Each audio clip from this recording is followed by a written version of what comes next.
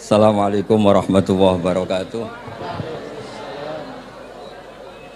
Bismillahirrahmanirrahim. Nahmaduka ya ghafuru ya syakuru wa salli wa sallim barik ala sayyidina maulana wa ala alihi wa sahbihi asma'in nama ba'du. Teng ngersa para keluarga besar Kiai Haji Akil Sirot wabil khusus teng wau niki pernah paman kalian kula. Dados gadah otoritas meksa. Tapi itu saya kerening bihan malah pernambah, nggih pernambah nggih putrine guru kula niku dimanfaatno beliau. Nggih sedanten para habaib wonten Mas Arif Kapolres sedanten ingkang kula hormati. Niki paling kula ngisi namung 20 menit niku mun top niku mun. Dados katanya niku ahlul ilmi dihormati, tapi nyatane dipeksa. Terus memang banyak paradok dalam ilmu usul fikih. Ilmu usul fikih itu ilmu yang menjadikan orang itu bisa berpikir. Terus kalau tak cerita tentang pertama tentang Kiai Akil sing al-ma'ruf bi ahli nahwi.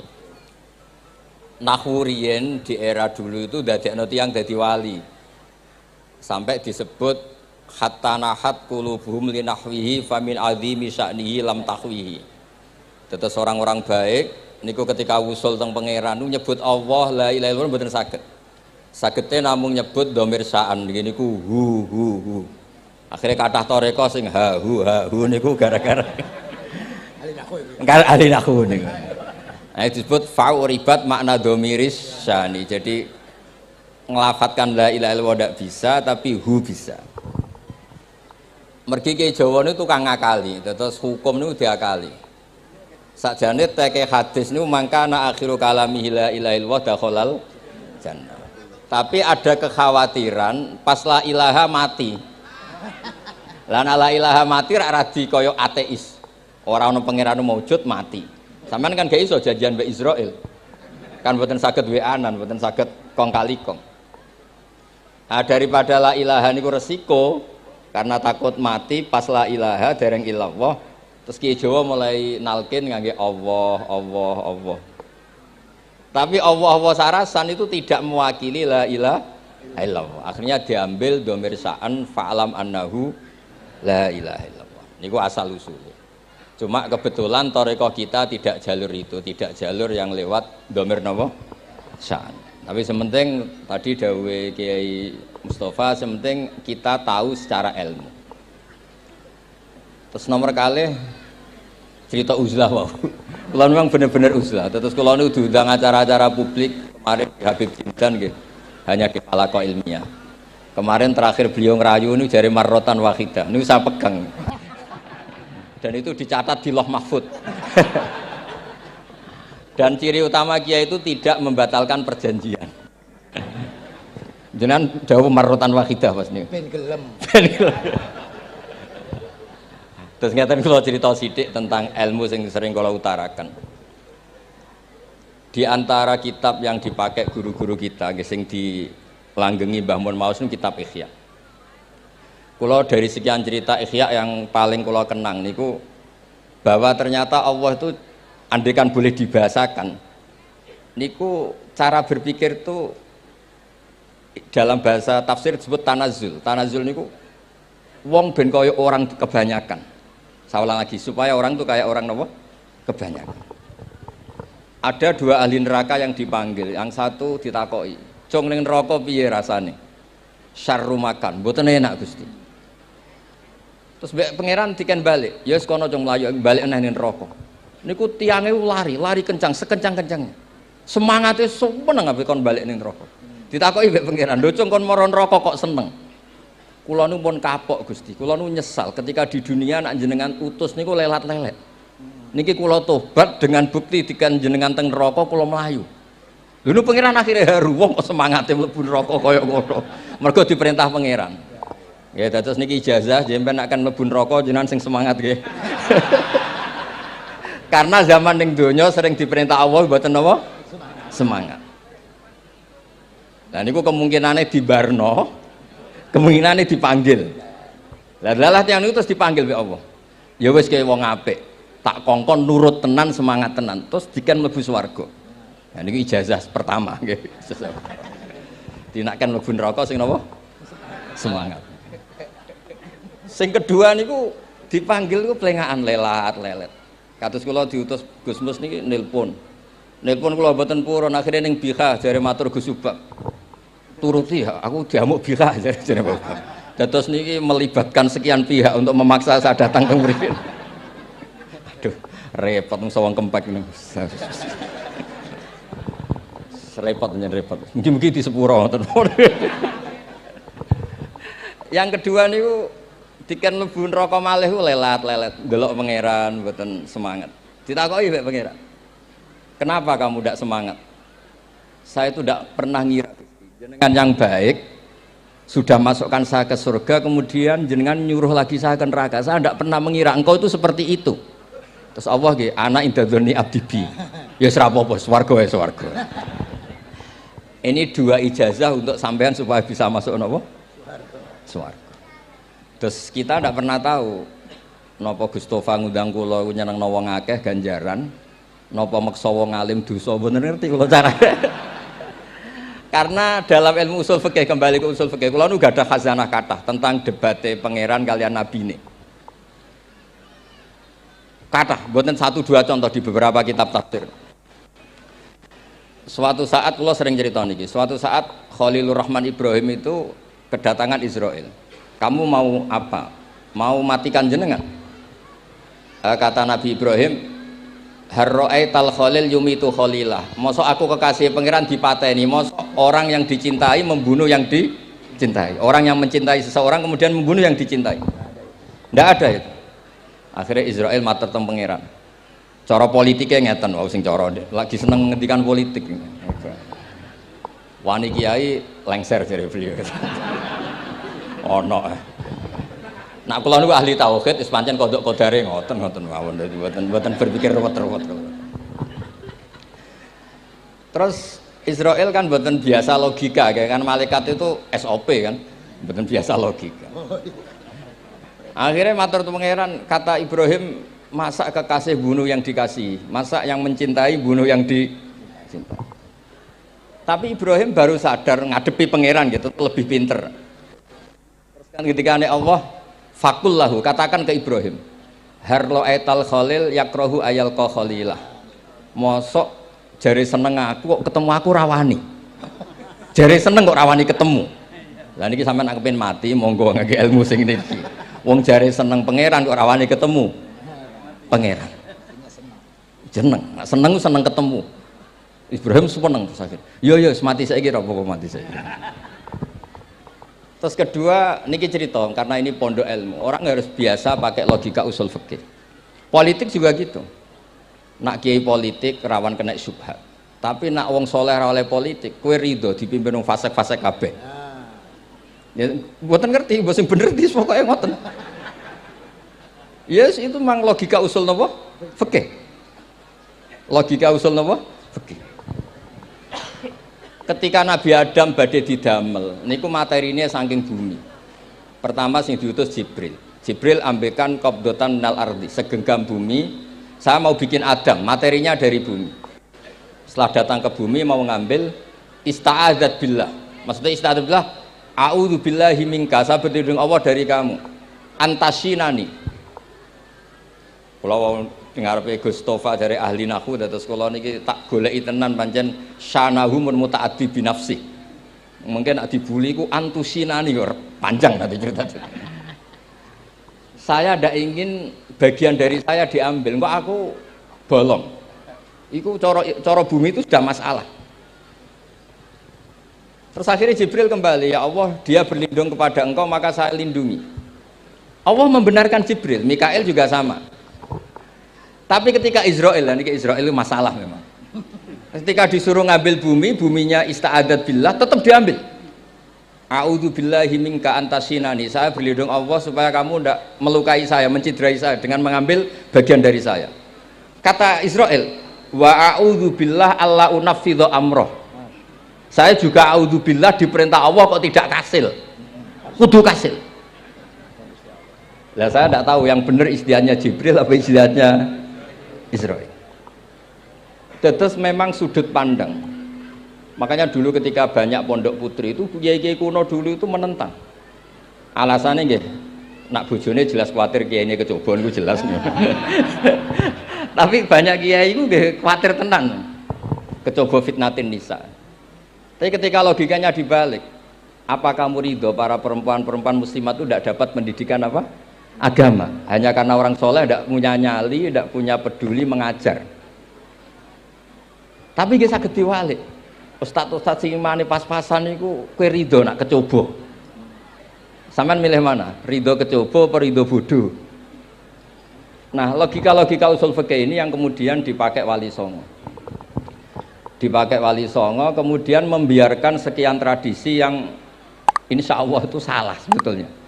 Tapi tidak sebanding dengan asmane Allah Subhanahu wa taala. Misalnya begini. Nggih niki dirungokno mawon. Sampeyan ra paham mboten napa-napa. Sampeyan nak ra paham wis anggap ae tawadhu. Sepantese wong awam yo ora paham. Nak paham dadi kiai.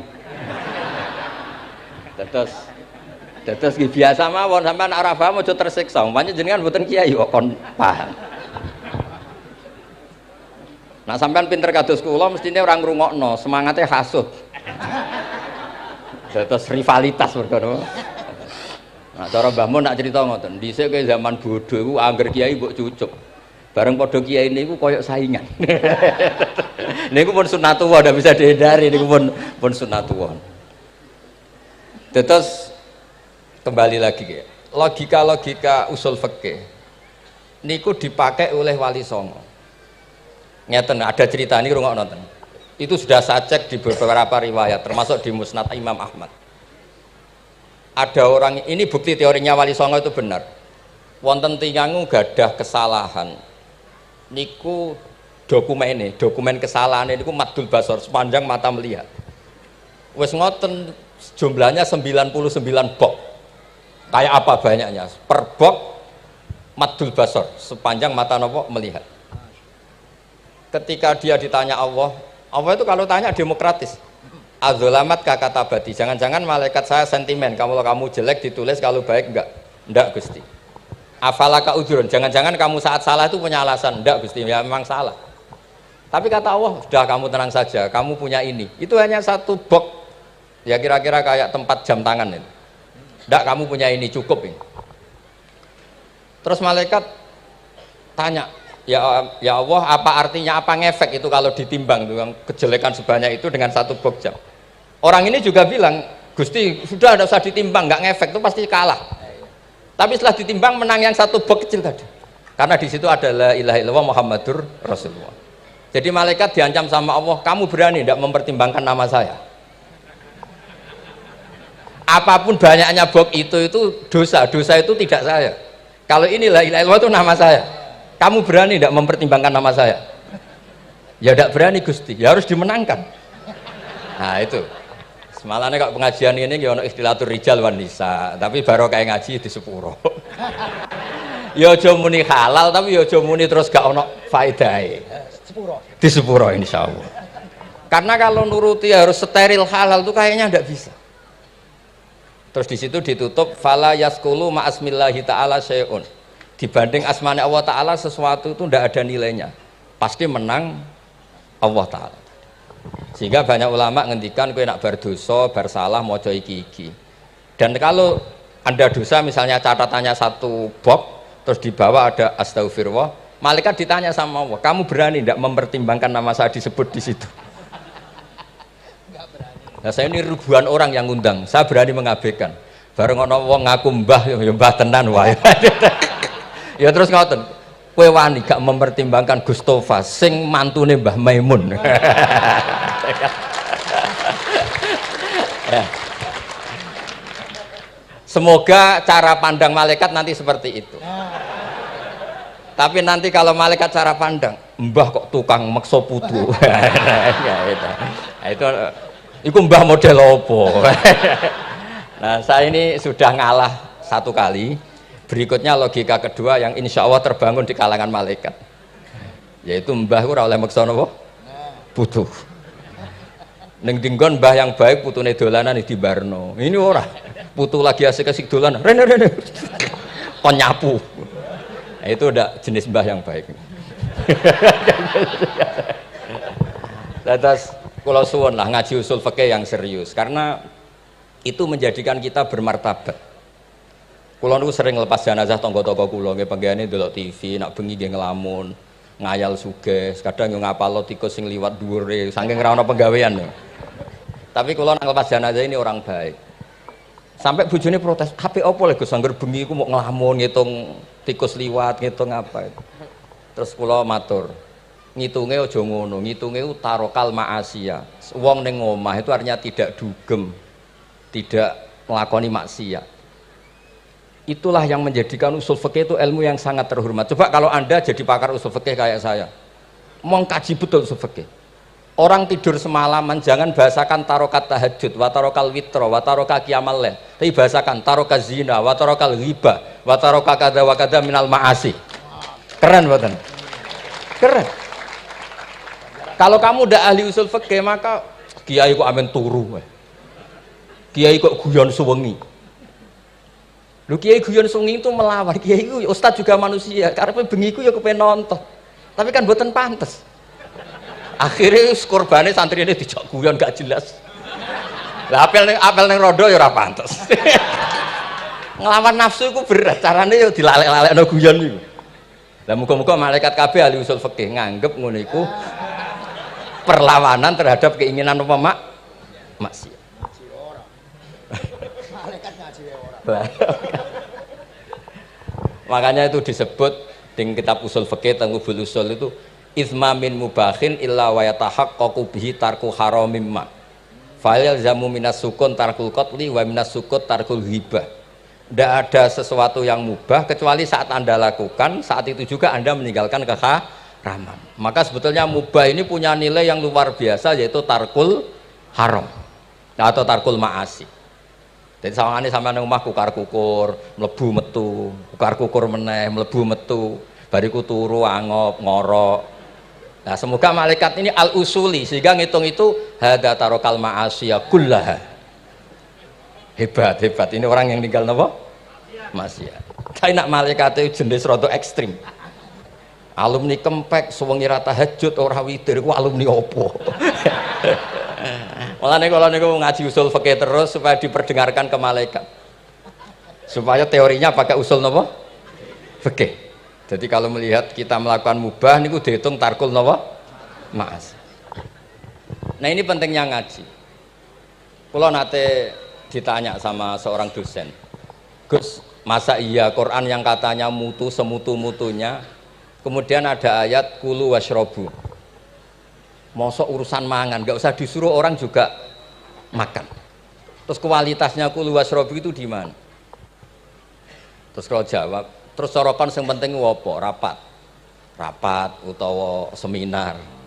Tidak ada rapat, tidak ada seminar itu kamu tidak mati. Tapi kalau nggak makan itu mati. Penting mana? Ya penting makan. Lah iya, jadi orang itu lupa kalau sesuatu yang seserius itu karena menjaga nyawa, yaitu makan. Terus karena makan tuh hal yang murah dianggap biasa, itu bahaya.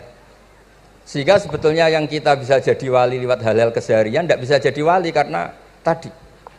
Saya punya hadis, ini mudah sekali untuk Anda jadi wali. Bahkan di atas wali lah. Inna woha ta'ala layar do anil abdi. Pakai inna masih pakai lam taukid. Inna woha layar do anil abdi ayyakulal aklata fayahmadahu alaiha aw yasroba syarba fayahmadahu alaiha. Allah itu sangat ridho ada orang makan satu asupan kemudian dia muji Allah. Loh, orang tidak punya alpat itu tidak mati, tidak punya tanah ribuan hektar itu tidak mati, tapi kalau nggak makan sesuap nasi mati. Penting mana? Penting makan.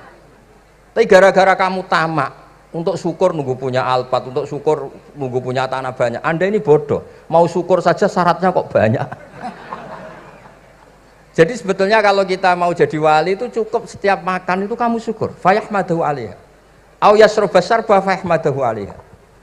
Makanya wali-wali dulu kalau didik raja yang sedang berkuasa itu ditanya, kamu raja besar, punya pengaruh besar, andaikan kamu di padang pasir dan kemudian Anda tidak mendapatkan air sama sekali. Apakah kamu menggantikan kerajaan kamu demi beli satu seteguk air? Iya, akan saya beli karena saya kalau tidak minum mati. La tafrah bimulkin la yusawi jar'atamain. Kamu jangan bangga dengan sistem kekuasaan yang tidak senilai dengan seteguk air. Orang nggak jadi raja itu nggak mati, tapi kalau nggak minum mati. Terus akhirnya dosen itu tahu, wah berarti kulu wasrobu itu luar biasa, Gus. Ya, sangat luar biasa. Makan dan minum itu luar biasa. Makanya terus adat kiai mertamu mangan. Kalau tadi baru datang kon mangan. Di sini ya ada mangan. Ya saya anggap aja itu proses jadi wali, ngoten mawon. Jadi segampang itu jadi wali. Nah kemudian gara-gara torekoh terus jadi wali ku repot kon maca 10.000 wiridan kon opo. Kesuwen nih cara-cara kesuwen. Karena ini partai gak torekoh tadi. Dulu abahnya Mbah Maimun Mbah Zubair itu kalau disuruh wiridan lama-lama itu nggak mau. Sementing diridani pangeran, mau kok akeh-akeh. Nah, itu partainya partai ahlul ilmi. Ya partainya partai ahlul apa? Ilmi. Nah kemudian karena saya ini nekuni tafsir ya, itu saya kepengen ya menggerakkan supaya ilmu Quran itu menarik. Caranya apa? Cari sisi ekstrimnya. Kalau bolak-balik, kenapa sih orang nggak janggal? Nggak janggal itu udah iskal. Quran itu kan kalamu Allah. Salah lagi Quran itu kalamu Allah. Masa iya Allah yang Tuhan kemudian ngendikan iya kana budu wa iya kanas tai. Kepadamu aku menyembah. Masa Allah ngendikan gitu pada kekasihnya Nabi Muhammad. Padahal Allah itu al-ma'bud bukan abid. Allah yang disembah bukan yang menyembah. Semua ahli tafsir, saya bukan bilang sebagian, semua ahli tafsir pasti ngendikan begini. Wa yuqaddaru qabla qaulihi ta'ala iyyaka na'budu qulu. Sebelum iyyaka na'budu itu ada kata yang disimpan yaitu qulu. Jadi iyyaka na'budu itu betul ngendikannya Allah, cuma sudah dikasihkan Jibril kepada umatnya Rasulullah. Jadi Jibril bilang gini ke Rasulullah Muhammad, Muhammad qul iyyaka na'budu. Kemudian Nabi juga bilang ke umatnya qulu iyyaka na'budu. Jadi ini kalamu Allah yang sudah milik kita. Nah berhubung milik kita, kita sah mengatakan iya karena kalau tidak janggal, masa iya Allah berdoa ihdinas siratal mustaqim, tunjukkan kami jalan yang benar. Lah kalau ihdinas siratal mustaqim kalamu Allah berarti kan Allah yang berdoa. Nah, sehingga semua tafsir bilang sama, wa yuqaddaru qabla qauli ihdinas siratal mustaqim qulu. Nah, terus ada mufassir lain bilang jangan mulai iya karena butuh ya semuanya, mulai bismillah, qulu bismillahirrahmanirrahim. Masa iya Allah sendiri yang bilang bismillahirrahmanirrahim. Nah, dengan tafsir seperti ini terus kita akhirnya lagi-lagi kembali ke usul fikih, kembali ke balaghah, kembali ke nahwu. Kalau ndak, ya Anda akan menafsiri Quran pakai logika Anda sendiri. Sampai ada mungkirul sunnah. Jajan Mbak Israel. Pokoknya sementing kembali ke Quran. Orang roh Quran itu kayak apa? Saya kemarin ngaji di Sedan di daerah saya bilang.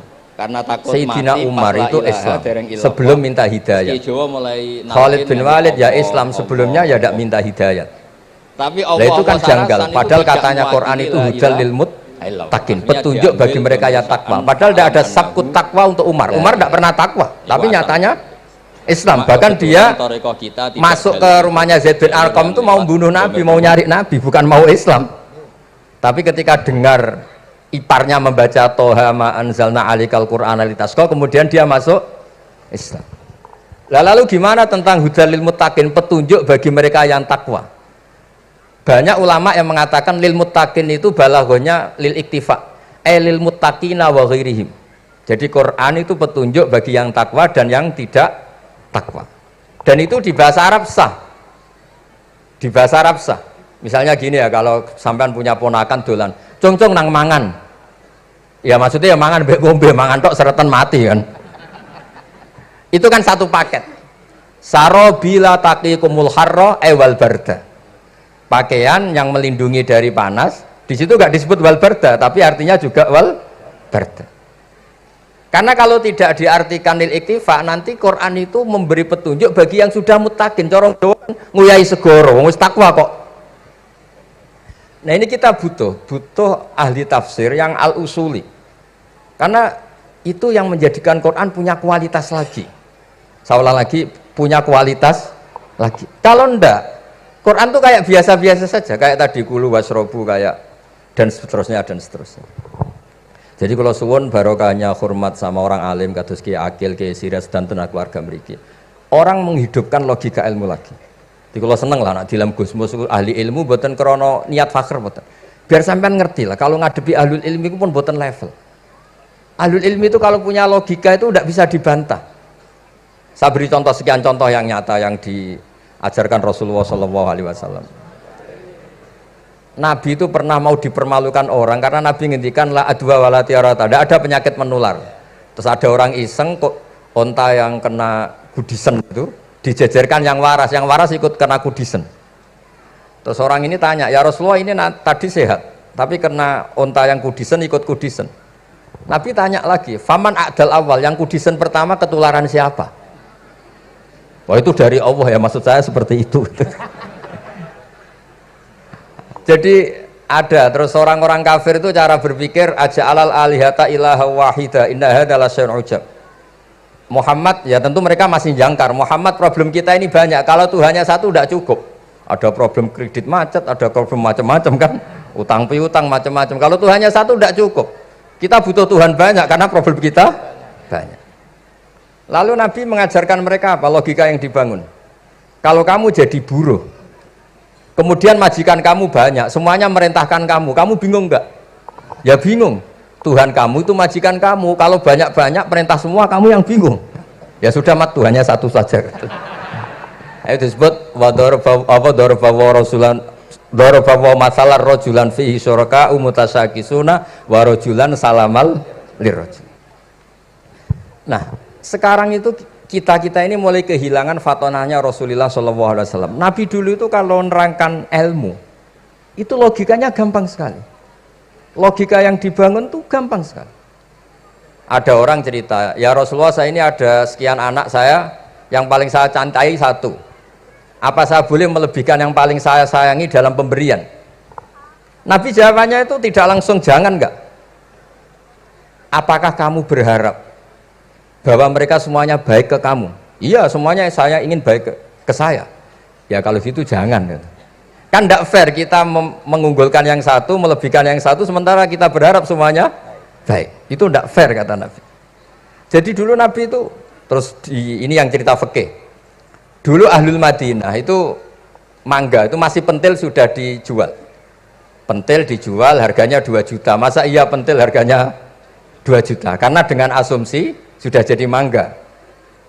Tapi ketika Nabi datang di Medina dan penduduk Medina itu abkhosna sikailan, orang paling buruk dalam pertimbangan dalam jual beli.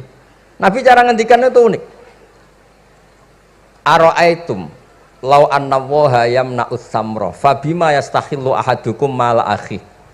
Kalau pentil ini ternyata kena angin terus kemudian tidak jadi buah, lalu kamu nerima uang 2 juta itu atas nama apa? Atas nama beli pelem, nyatanya belum jadi mangga. Mosok kalau pentil seharga 2 juta. Semenjak itu terus Ahlul Madinah sadar kalau jual buah itu nunggu ba'da buduwi solahiyah, setelah samroh ini berbentuk. Tapi Nabi tetap ngendikannya pakai logika. Nah, sekarang banyak kiai yang sidik-sidik neraka. Sebenarnya Nabi itu ngajari logika. Ada pemuda dia itu hipersek, mau masuk Islam tapi tetap boleh bebas. Saya ini ingin Islam tapi jangan larang seks bebas. Wah itu sahabat semuanya melarang ketemu Nabi karena ini ngawur betul, masa pamit Islam kok. Tapi setelah gaduh, Nabi tanya, kenapa gaduh? Ada pemuda mau masuk Islam tapi yasta'izinu fi zina, dia minta izin supaya tetap boleh zina. Kata Nabi, suruh saya ke sini. Setelah datang di depan Rasulullah, logika yang dibangun Nabi itu luar biasa. Atuhibbuhu li bintik. Kamu suka punya anak putri kemudian jadi demenannya orang laki-laki hidung belang? Ya enggak, saya bunuh orang itu. Andaikan itu ke ibu kamu, saya bunuh orang itu. Atuhibbuhu li bintik, atuhibbuhu li ummik, atuhibbuhu li ukhtik, atuhibbuhu li kholatik. Kamu suka punya anak putri yang jadi demenannya orang? Ya tidak suka ya Rasulullah. Kamu suka kalau punya ibu didemeni orang banyak? Ya tidak suka Nabi. Sampai otaknya itu yastakbihu zina, sehingga otaknya itu wah zina itu buruk betul. Akhirnya ya Rasulullah sudah saya mau se-Islam tanpa zina-zina. Karena logika yang dibangun Nabi itu luar biasa. Nabi pertama mengingatkan atuhibbuhu li bintik, atuhibbuhu li ummik, atuhibbuhu li ukhtik, atuhibbuhu li kholatik. Sampai dia ini nggak bisa apa-apa. Sudah Nabi sudah. Jadi logika ini yang harus kita waris. Lagi-lagi kembali yang bisa waris itu ahlul ilm. Sama itu kan kayak diskusinya Nabi Yahya dan Nabi Isa. Nabi Yahya itu suka berkawan orang-orang soleh. Setiap berkunjung di mana itu nyari yang orang-orang soleh. Ditanya kenapa kamu berkawan orang soleh? Ya berkawan orang soleh itu asik. Tapi kalau Nabi Isa enggak. Kalau ada desa-desa yang masih hitam, masih merah itu dikunjungi, kemudian dibina. Ditanya sama Nabi Yahya, lima anda tanzilu ala syirarin nas. Kok kamu kumpul orang-orang yang kayak gitu? Jawabnya beliau, innama ana tabibun udawil mardo. Di mana-mana Nabi itu ya dokter. Di mana-mana dokter nyembuhkan yang sakit.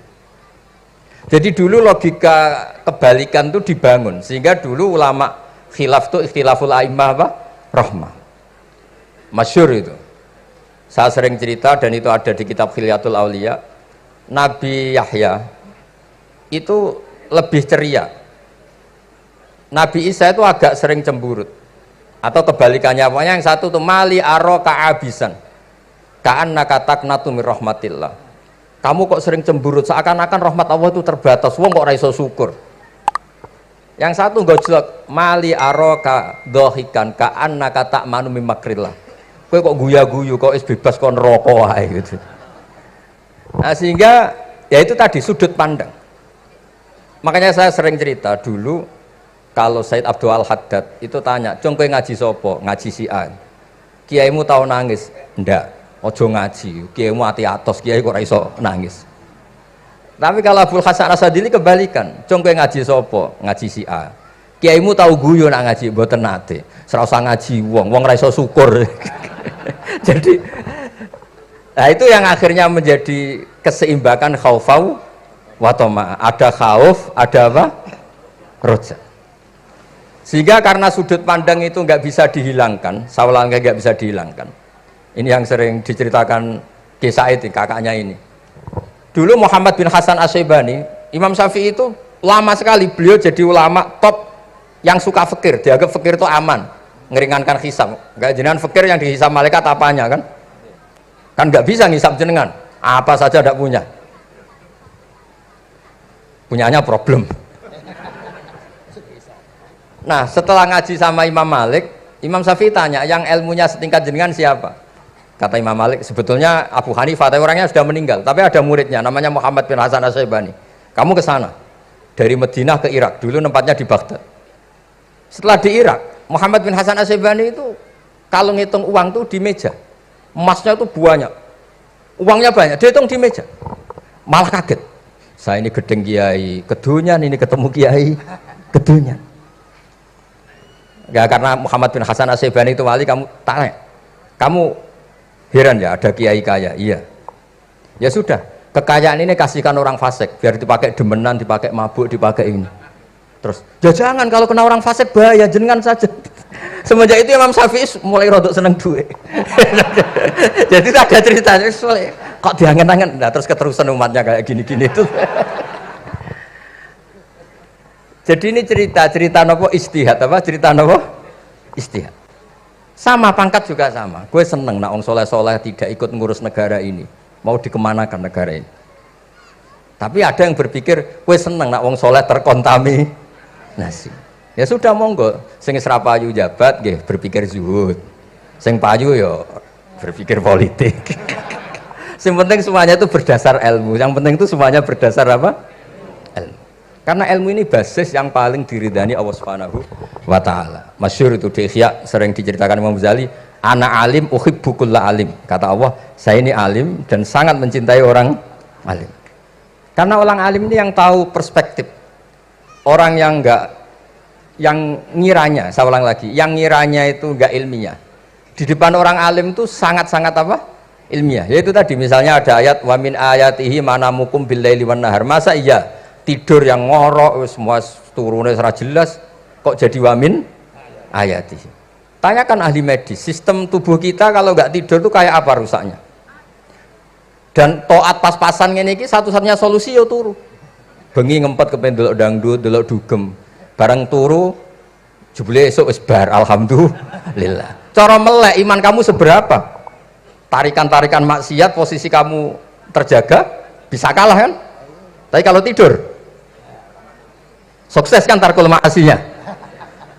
Nah, karena tidur itu sukses menghilangkan maksiat disebut wa min ayatihi manamukum billaili wan nahar. Sampai Imam Ghazali ngendikan di makalah itu, sehingga nanti ibadahnya umat ini di akhir zaman an-naumu, ibadah terbaiknya itu tidur. Nah niku mulane maksud kula ngeten lho. Sampeyan nanut jalur wong alim dhewe turu ya ibadah, tengok-tengok ya ibadah, jagongan nggih ibadah, gojol-gojolkan ambek kanca nggih napa? Ibadah. Karena ini semuanya kul bi fadlillah bi rahmati fa bidzalika napa? Falyafrahu. Tapi kalau kamu tidak punya basis ilmu, adanya suudzon. Kiai kok jagongan guyon sewengi kiai opo? Kiai kok turu sewengi ku kiai. Karena basisnya ada ilmu. Padahal jelas ketika Rasulullah bikin urutan kebaikan, pertama Nabi ngendikan kamu menolong orang. Jika tidak bisa, terakhir Nabi ngendikan takufu syarraka anin nas fa innaha shadaqatun minka ala nafsik. Tadi beliau juga cerita di nasihat Imam Mun, idza lam tuhsin fala tusi. Kalau tidak bisa berbuat baik, setidaknya kamu tidak berbuat jelek sama orang lain. Dan potongan ini paling gampang apa? Tidur kan?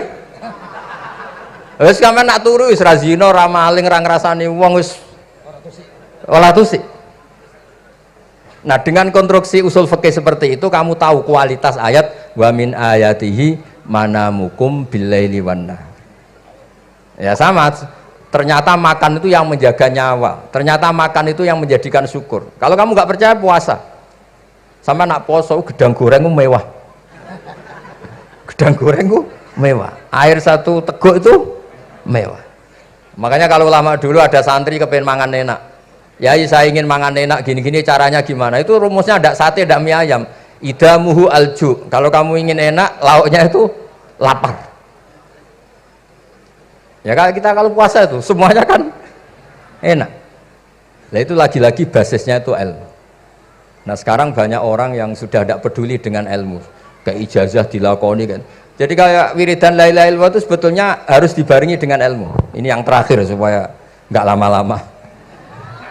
La ilaha illallah itu basisnya ilmu. Surga yang begitu mewah itu dibikin juga bagi yang melafadzkan la ilaha illallah.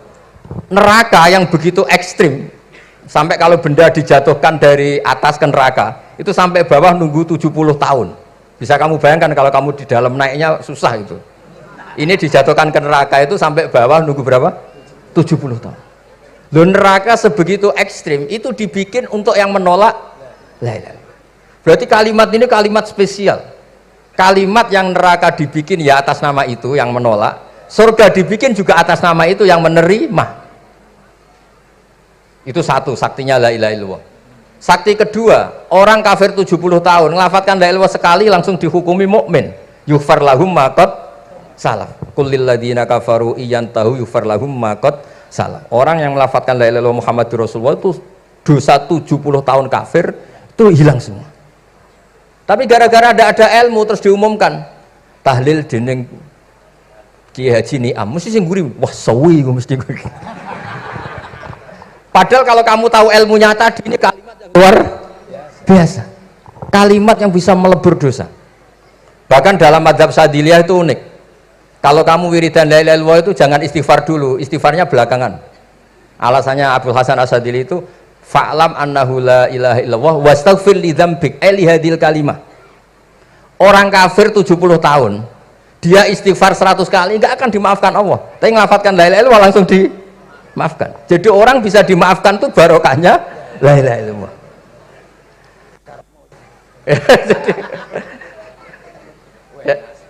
Ya kan? Jadi orang kafir 70 tahun wirid istighfar 100 kali atau 1000 kali dimaafkan enggak? Enggak kan? Tapi kalau membaca la ilaha illallah dimaafkan. Jadi istighfar tuh ngefek positif itu kalau dibarengi la ilaha illallah. Makanya wastaghfir li dzambika bihadil kalimah cara Abdul Hasan. Kamu boleh istighfar berdasar hadil kalimah, berdasar la ilaha illallah. Tapi terus kemudian ya thariqah itu banyak, itu urusan rasa. Justru karena la ilaha illallah kalimat thayyibah, harus disucikan dulu. Caranya istighfar dulu. Nah itu ya itu urusan monggo lah.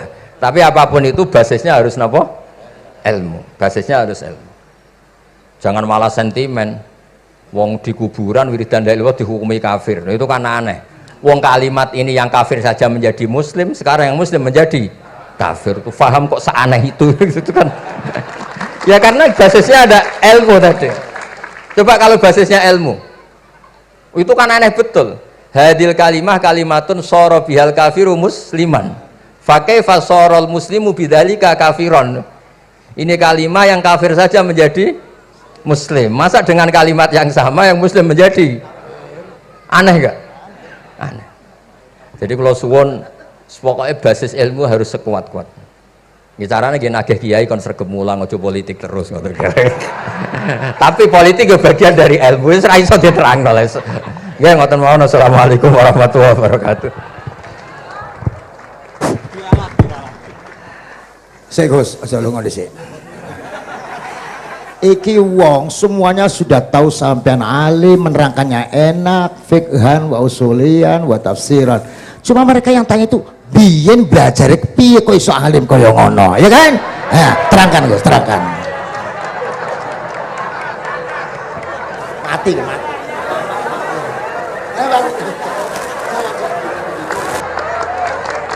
Setuju kan? Setuju? Sila. Asal dakaik.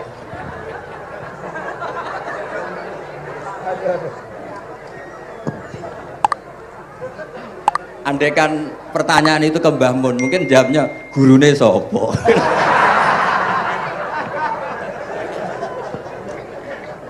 Tapi mungkin kalau ke mbah-mbah saya ya juga babanya nih Biha juga Mbak Abdul Aziz, mungkin putuku. Tapi kalau saya ingin cerita tentang saya paling ya aku sregep. Yang jelas tuh dzalika fadlu wa yu'ti apa mayas. Tapi gini, kalau ini menghormati bahasa saya ini, kalau ijazah begini, dulu Mbak Mun tuh sering cerita juga bahasa hal. Kena kepengen ngalim ku sinau sedurunge ngaji. Ya. Misalnya kamu ngaji takrib atau ngaji wahab sama Mbah Mun, kamu baca dulu sebelum ngaji. Nah, setelah dibaca, misalnya kamu baca rofa kok Mbah Mun baca jer, kamu baca jer, Mbah Mun baca rofa, berarti goblok tulen. Karena semua teori Anda kok salah. Ya misalnya Mbah Mun baca wadakaro sopa al musonifu, kamu baca wadakaro musonif. Berarti kan goblok banget itu. Ya kan ada cerita gitu, ada orang tuh nggak tahu betul Gus maknanya lam tardiman itu apa. Lam tardiman dicari di kamus itu udah ada, ternyata itu di head lam tarodaman. Dia baca satu lam tardimannya dicari di kamus sampai hidup mati lagi ya nggak ada. Nah, jadi kamu baca dulu misalnya di bab head lam taro naringali sopo mar'ah daman ing geteh, ternyata ngaji Mbah Mun paginya jadi baca lam taro daman. Jadi kalau kamu malamnya baca lam tardiman loh kok. Jadi itu kata Dewi Mbah Mun mergo sorokan kabeh santriku sorak mungkin. Carane ngecek kebenaran Anda itu mau sik. Nanti kalau kemiripannya 50% ya separuh alim. Kalau 70% ya serondo alim. Tapi nanti kalau kemiripannya sampai 100% dan berkali-kali, ya berarti kan sudah luar biasa. Jadi yang ngaji sama Ki Mustafa, Ki Niam, saya mohon santri-santri itu belajar dulu, biar bisa ngecek nanti guru saya baca kayak apa. Waduh salah ya Gus. Kenapa lah? Waduh salah. Karena kiai itu kalau salah ya mau ngalah. Ini ceritanya Mbah Mun betul. Ada kiai nggak tahu apa kakean mergawe kakean politik nggak tahu. Wal babi lan walang. Terus ada santri, kulo gak ada makna kok lawang. Ya walang sing lawang cung. Mau ngalah. Terus watini lan wit alu. Gurune maca alu. Kulo gak ada makna kok elo. Lah ya wit telu kena go alu. Tapi saya menangi kiai itu kalah sama santri itu. Saroko nyolong sapa wong albedo tangi anduk. Terus gurunya kaget. Cung kok anduk, cung. Bareng didelok endok. Karena kalau pegon kan anduk sama endok itu padha wae. Ini ada padha. Tapi kiainya akhirnya kalah. Memangnya nyolong anduk boleh?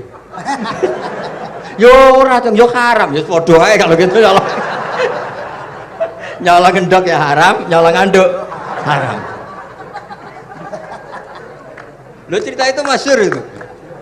Kalau cerita yang terkenal di Lirboyo itu kan ada santri dari Jakarta di kelas. Gurunya bilang Ja'a Zaidun, Zaid datang. Waro'a itu Zaidan, saya melihat. Si murid ini itu melihat pintu terus. Lama-lama gurunya itu tersinggung. Kamu diajari pelengahan nggak sopan. Habis Ustadz bohong. Lah kenapa bohong? Katanya Ja'a Zaidun, Ra itu Zaidan. Zaidnya mana?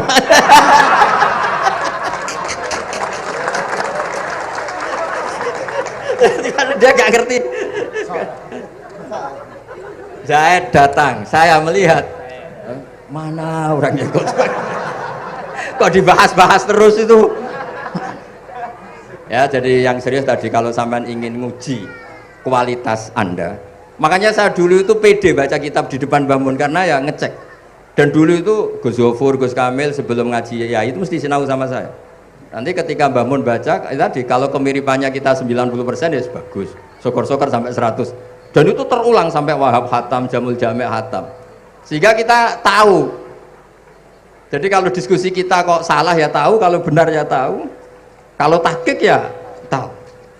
Biasanya kalau tahqiq itu Mbah Mun karena takut nyalahkan kiai-kiai Jawa, kalau baca 2 kali, misalnya begini, Yasmalu, kadang diwaca Yasmilu ya apa-apa nggih Jawa wae gitu.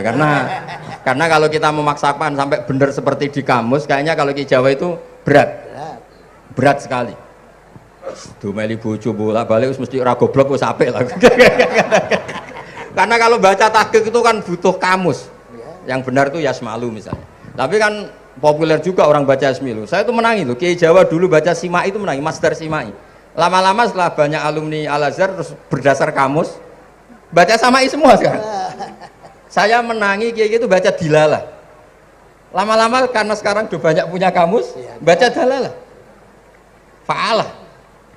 Jadi kiai itu juga kadang-kadang keteror muridnya. Makanya Syekh Zakaria Al-Ansori itu pernah ditanya, kenapa engkau begitu alim alama sampai dilakopi Syekhul Islam? Kata beliau itu lucu jawabannya, karena saya ini orang yang sial. Saya dulu punya guru namanya Ibnu Hajar Al-Asqalani dan punya murid namanya Ibnu Hajar Al-Haytami. Kata beliau, dukik tu bena hajaro ini. Saya ini digebek 2 batu. Kalau mau ngaji takut saya minta ampun karena disuruh baca sama Ibnu Hajar Al-Asqalani. Kalau mau ngajar takutnya saya bukan main karena Ibnu Hajar Al-Haytami itu cerdasnya bukan main. Jadi kalau saya salah itu konangan. Akhirnya dia jadi orang sial tadi. Mau ngaji ya belajar, mau ngajar ya belajar. Makanya meskipun ini pernah sepuh saya tidak berani ngaji beliau. Wah mesti meriang saya kalau ngaji. Jadi yang terkenal alim-alim mohon ngajinya dikurangi ya, karena ini kasihan gurunya. Kasihan gurunya. Nggih, pun cekap. Pun itu catat ya. Sebelum ngaji baca dulu. Satu lagi Gus. Sampean ketoke kiai desok kok kuliah. Mboten kuliah? Oh nggih nggih. Pun dari belajar dari mana sampai kemana Gus jenengan? Dari Mondok sampai ke Jogja sampai Putih. Monggo.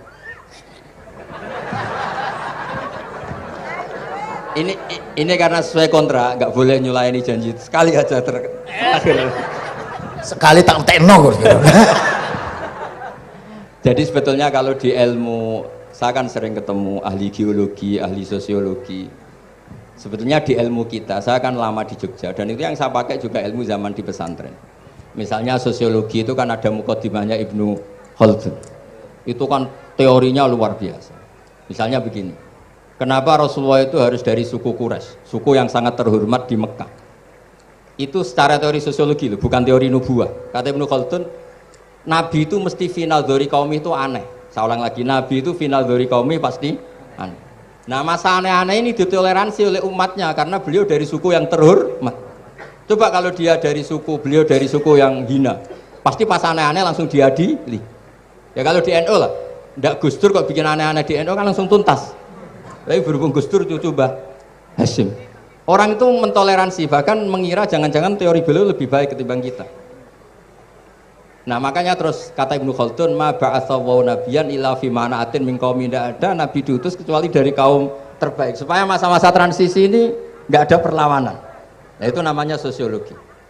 Sehingga beliau ngendikan, ini versi tarikh bukan versi Ibnu Khaldun saja. Ketika sahabat disuruh hijrah karena disakiti orang kafir Quraisy, lah engkau sendiri ya Rasulullah, saya ini orang Quraisy, nggak akan ngalami yang seperti Anda alami. Nah itu namanya sosiologi. Begitu juga matematika. Saya sering ketemu pakar matematika dari UI, dari UGM. Misalnya bilang zakat kan 2,5% misalnya zakat tijar. Saya bilang kalau ngitung itu porogabit, padahal kita zaman sekolah porogabit itu pantangan. Tapi saya bilang, saya punya matematika lebih cepat. Apa itu Pak Ba? Kalau manggil saya Pak Ba. Kalau di kitab disebut rubu'ul usyur apa? Jadi bertahap. Misalnya 1 juta, usyurnya akan 100.000. Setelah 100.000 rubu'nya 25.000. Itu kita tidak usah pakai catatan bisa. Nah itu matematika Arab. Makanya orang Arab itu nggak bisa nulis, tapi matematikanya cepat karena bertahap. Misalnya 1 miliar ya cari aja usyurnya 100 juta. Berarti rubu'nya 25 juta, berarti 2/5, 2,5-nya 1 miliar itu 25 juta. Tapi kalau orang Arab bilang itu rubu'ul usyur, diusurkan dulu baru dirubuk. Misalnya 6, 2/3 6 berapa? Orang Arab bilang sulusan, 6 sulusnya 2, sulus 2 kali berarti 4. Sama misalnya zakat zuro itu kan al usyur sama nisful usyur. Berarti misalnya kalau tidak disirami ya, tidak biaya, zakatnya itu 10%, berarti per 100 10. Nah sekarang kalau 10 ini kan berarti 1/10. Lah nanti kalau disirami pakai biaya namanya nisul usyur, berarti 5. Jadi orang Arab itu nggak mau langsung bilang 5, karena kalau 100 dibagi 5 itu apa jadi 5 itu mikirnya panjang. Jadi diusurkan dulu, terus nanti dibilangkan nisful usyur. Nah, jadi ilmu khazanah kita ini sudah luar biasa. Nah, itu makanya terus orang Arab kalau ngitung matematika itu tidak usah tulisan, tidak usah porogabit karena bertahap tadi. Jadi misalnya 2,5 bahasannya apa? Rubu'ul usyur. 1 miliar, usurnya berapa? 100. Rubu'nya berapa? 25. Nah ini semoga buatan ngingkari janji. Wassalamualaikum warahmatullahi wabarakatuh.